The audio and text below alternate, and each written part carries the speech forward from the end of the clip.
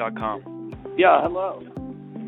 I'm calling about your I guess it's countertop leads. Yes. Well, we do installation. Okay. Yep. So I work with companies in different ways. Sometimes I'll work with just salespeople that outsource fabrication, installation, basically the whole process. And then in some cases, I'll work with large sales organizations that have, full in-house high-end fabrication. So all different facets and different ways to position the company. So in your case, since you're doing the installation, right, you may not be doing the fabrication. You might outsource that to a couple of different companies. You would then front the sales and be able to handle all the customer fronting to the customer, which actually puts you in a really good position.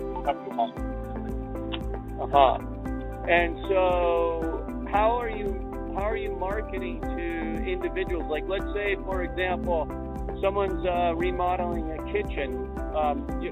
How do they get to you? I mean, why? I'm just trying to figure out your whole process, how you're generating the lead. Sure. So I have a number of properties that are already on the internet that when you are say different. Properties, what do you mean by that? I own websites that talk about Granite Countertops, talk about the value proposition of why you would do custom countertops, stuff like that. So it draws those people in, and then they're also presented with a local fabricator and information about perceived value, different offers that you might be running, and information about your specific business. So primarily on the internet, people use Google first for researching products and services that they were looking to purchase, right? Right. So that's the greatest, and then there's specific keyword combinations. So like an organic search engine optimization guy is going to tell you need to be, granite countertops, quartz countertops, and your local market. Well, that's great, but that's going to pull you in about 5% of the searches that are available, right? So what I do is talk to you more about what are our conversion goals, what are our sales goals based on ad cost to sale, right? And we work up a program. We say, this is what we think it's going to look like, and then we test it and mark it. So what I do is on all of these properties that I have is I'm able to associate the content that I already have created, wrap your information around it, and the customer talks to you directly. I don't do this lead wholesaling that you might talk to like Home Advisor and Thumbtack and those kind of companies. Number of, I know how many leads it's going to take usually to generate a sale.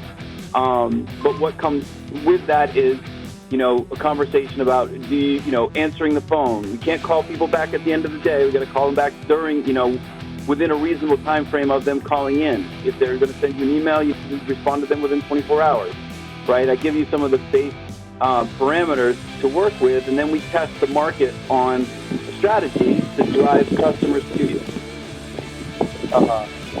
So how many leads do you average take to draw sales? It really depends on a couple of different factors, right? What we're looking at is where can we start, right? And I have customers that have budgets between $500 a month to $15,000 a month. It all depends on how many jobs they can handle, how many phone calls they can return, right? So it really, it can scale to what you need to, and you're in a very highly, whereabouts in California are you? Los Angeles. So yeah, it's based on, it's a big market. There's 26 million people that live there. I think that it's all based on how much you can handle, and then we make sure that we reach the conversion goals, because that's the first. How are you drawing people to those sites? Yeah, we have national media buys, as well as the websites have been in market for almost 12 years now. I only work with custom stone fabricators all over the U.S. Okay.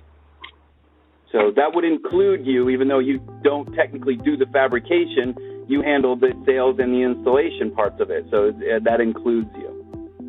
Yeah. So typically, what I end up putting into market is a website that's tailored specifically for your business, and then I have a couple of shared properties where they'll use subdirectories and stuff like that to go after organic keywords. And then, what I do is start with the budget, because once, when I start with a budget, I can immediately, like, I have certain goals. In the first 7 days, I want to see at least one sale, right? Let's say we started with a $1,500 a month budget, focusing on 10 sales a month, right? Those numbers work out to about a 7.5% ad cost to sale.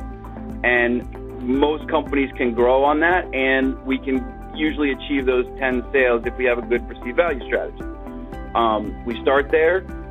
First week, we get the first week's budget, and we try to get one sale. Second week, we get 2 sales, and then we continue to get 2 sales every week after that. It's working, right? Then we look at, what's the margin? How can we scale this? How many physical jobs can your team install? And then, do you have a bottleneck with your fabrication? Do you have one fabricator? Do you have 5? Right. Right. That's the only part of your business that I worry about, is if you're using one fabricator for all of your work, you need to get more, right? And start to figure out which jobs you're going to send to which fabricator. Yeah, that's not an issue for us. Right. So that keeps you. That's the only pitfall to having a business structure like you have. But you reap the benefits of not having to have all that equipment, the physical location, all those employees. That's something that you necessarily don't want to have. And then it's come down to the perceived value strategy. If we've got the right strategy to drive the customer, then we can hit your sales goals. Okay, great, Paul. Sounds good. I'll be looking forward to receiving your email.